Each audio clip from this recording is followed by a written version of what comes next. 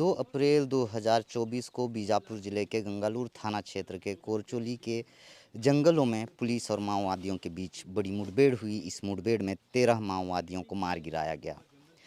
मारे गए 13 माओवादियों के साथ बड़ी मात्रा में वेपन्स, विस्फोटक बरामद कर लिए गए। घटनास्थल की ग्राउंड रिपोर्टिंग के लिए मैं निकला हूं और इस वक्त कोरचोली गांव में ही हूं। कोरचोली गांव पहुंचा तो बेहद दुखद खबर निकल कर आई। खबर क्या है, बात करेंगे आज की इस रिपोर्ट में। नमस्कार, मैं मुकेश चंद्राकर हूं और आप बस्तर जंक्शन देखना शुरू कर चुके हैं। बस्तर जंक्शन में आगे बढ़ने से पहले एक निवेदन है कि यदि आपको हमारे रिपोर्ट्स पसंद आते हों तो आप हमारे चैनल को सब्सक्राइब कर लीजिएगा।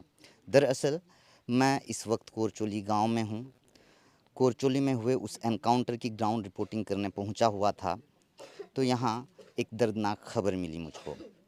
दरअसल जब 2 अप्रैल की सुबह 4:25 पे माओवादियों और पुलिस के बीच एनकाउंटर शुरू हुआ, इस एनकाउंटर गोलीबारी की आवाज़ सुनकर गांव के जो लोग होते हैं वो अक्सर भाग जाते हैं। केवल गोलीबारी ही नहीं, बल्कि एंटी नक्सल ऑपरेशन पर जब जवान इस ऐसे इलाकों में पहुंचते हैं, माओवाद प्रभावित इलाकों में पहुंचते हैं, तो डरे सहमे ग्रामीण जो है ये जंगलों की तरफ भाग खड़े होते हैं।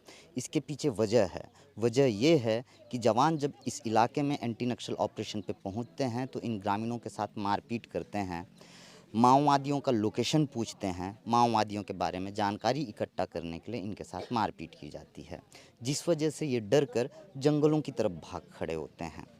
अब जब फायरिंग होगी तो जाहिर सी बात है, जो ग्रामीण हैं वो अपना घर छोड़कर जंगल की तरफ भागते हैं। ऐसा ही एक मामला निकल कर आया। 2 अप्रैल की सुबह जब यहाँ फायरिंग शुरू हुई तो गांव के अधिकांश जो युवा हैं, महिलाएं हैं, गांव छोड़कर भाग खड़े हुए जंगल की तरफ, पहाड़ की तरफ। ऐसा ही एक युवक था, पप्पू पद्दम। पप्पू पद्दम जो है वो इस गांव से चले गए और एक पेड़ पे चढ़ गए। पेड़ पे चढ़कर करीब 12 से 24 घंटे तक ये पेड़ पे ही रहे, भूखे प्यासे।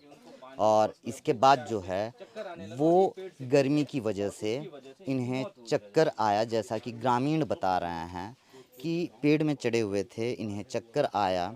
संभवतः गर्मी बहुत तेज़ है, गर्मी तो तेज़ है ही, और वो पेड़ से गिर गए और उनकी दर्दनाक मौत हो गई और उनका शव यहाँ रखा हुआ है।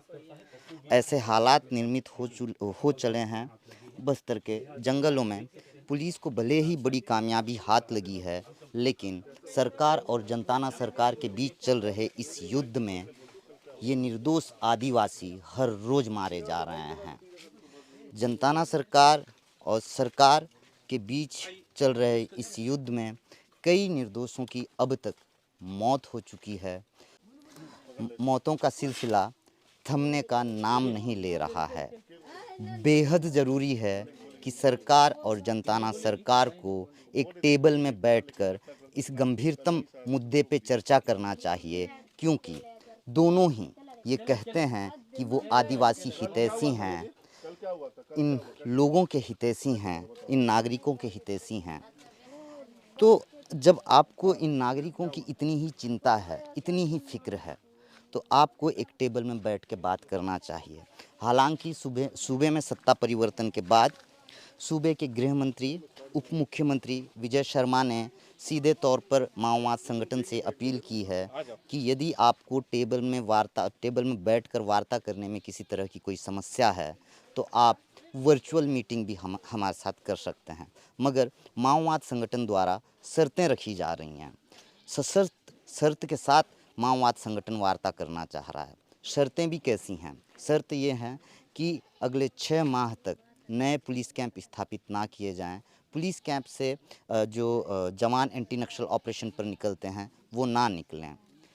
जब तक निशर्त वार्ता की स्थिति निर्मित नहीं होती तब तक ऐसे ही हालात निर्मित होते रहेंगे, माओवादी मारे जाते रहेंगे, जवान शहीद होते रहेंगे, और वहीं बीच में ये आदिवासी, बेगुनाह आदिवासी इसी तरह से निर्मम तरीके से मारे जाते रहेंगे। पप्पू का कोई गुनाह नहीं था, उसका गुनाह मात्र इतना है कि वो बस्तर के कोरचोली गांव में पैदा हुआ, और फिर सरकार और जनताना सरकार के बीच चल रहे इस युद्ध का शिकार होकर उसकी मौत हो गई। पप्पू को किसी की गोली ने नहीं छीनी है, पप्पू के जान को किसी की गोली ने नहीं छीनी है, बल्कि दोनों तरफ से चल रही फायरिंग की वजह से वो डर कर अपने घर को छोड़कर जंगल चला गया, पहाड़ में छिपा रहा। 12 से 24 घंटे तक वो पहाड़ में रहा भूखे प्यासे। गर्मी की वजह से वो पेड़ से गिर जाता है और उसकी मौत हो जाती है। अच्छा दीदी, पप्पू का शादी हुआ है? हुआ है? आप ही हो उनके? कौन है उनकी वाइफ? कौन है? दिखाइए, आओ तो। बुलाओ बुलाओ। ओह, दूध मुँहा बच्चा भी है पप्पू का, देखिएगा। वो स्तन ढक लीजिएगा, स्तन ढक लीजिएगा, ऐसे कवर करके आने बोलो जी। ये पप्पू की पत्नी है और पप्पू का दूध मुँहा बच्चा है। अब पप्पू के बच्चे को ये भी नहीं पता होगा भविष्य में कि उसने अपने पिता को किस तरह से खो दिया। अच्छा, कितने टाइम पे निकले थे, इनसे पूछो तो। यहाँ से कैसे गए थे? नरको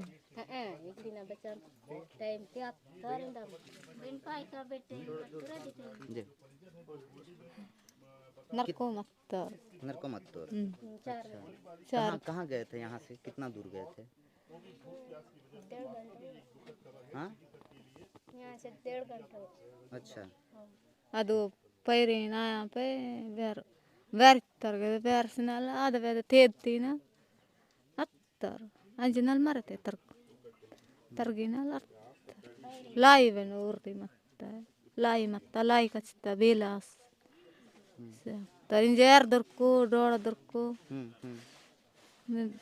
ಆಲಾಸು ಬೆಚ್ಚನ ಕರ್ದಿ ರಂದಿನ್ಕಿ ಮತ್ತೆ कितने बच्चे हैं? कितने बच्चे हैं इनके? कुछ? हाँ, 4 बच्चे हैं। ये भी पप्पू की बच्ची है? कौन है?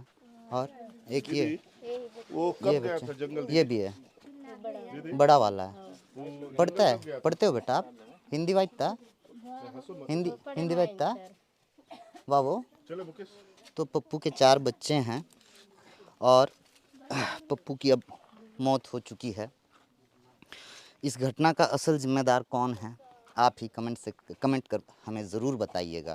पप्पू के इस दर्दनाक मौत का असल गुनाहगार कौन है? इसका जवाब संभवतः ना सरकार के पास हो, ना जल जंगल ज़मीन की कथित लड़ाई लड़ने वाले जनताना सरकार के पास है। बहरहाल आज के मेरे इस रिपोर्ट में इतना ही। मुझे दीजिएगा इजाज़त। धन्यवाद।